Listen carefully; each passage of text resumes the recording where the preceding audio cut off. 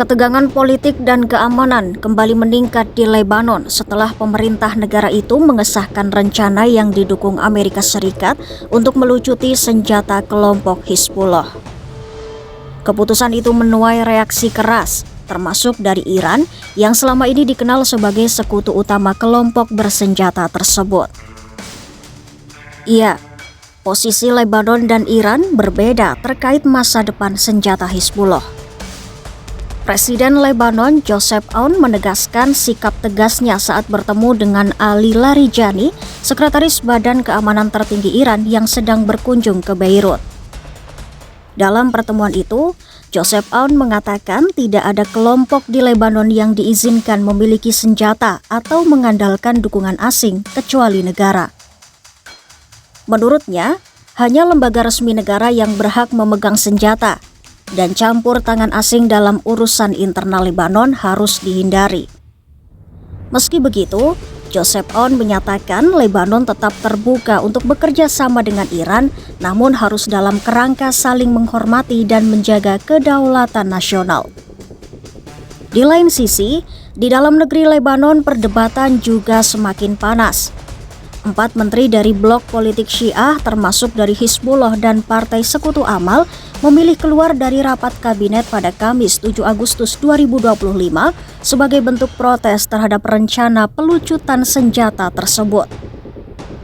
Seorang anggota parlemen independen, Fadi Maki, mengaku telah berupaya menjadi penengah, namun gagal menyatukan pandangan semua pihak.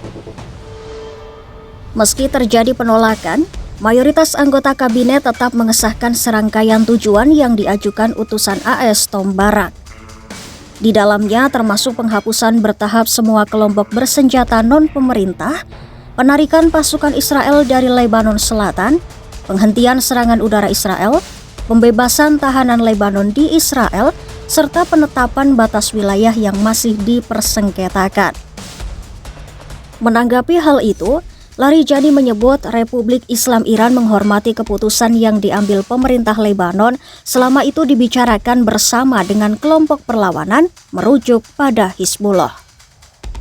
Ia menegaskan Iran tidak membawa rencana khusus ke Lebanon dan justru menuduh Amerika Serikat sebagai pihak yang mendikte agenda dan tenggat waktu. Larijani memperingatkan agar Lebanon tidak salah mengidentifikasi siapa musuh dan siapa kawan. Menurutnya, musuh Lebanon adalah Israel, sementara kelompok perlawanan seperti Hizbullah adalah kawan yang harus dihargai. Senada, juru bicara Kementerian Luar Negeri Iran Esmail Baghai juga menyebut Iran mengakui hak asasi Lebanon untuk membela diri dan melawan Israel. Namun menurutnya, pelaksanaan hak itu akan mustahil tanpa kemampuan militer dan persenjataan.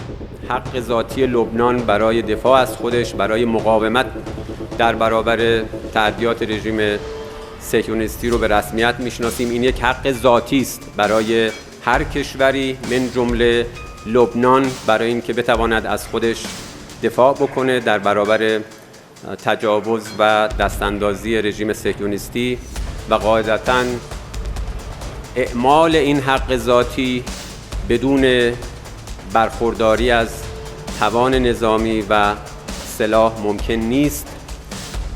معتقدیم که تصمیم گیری در خصوص این موضوعات شأن داخلی لبنان هست.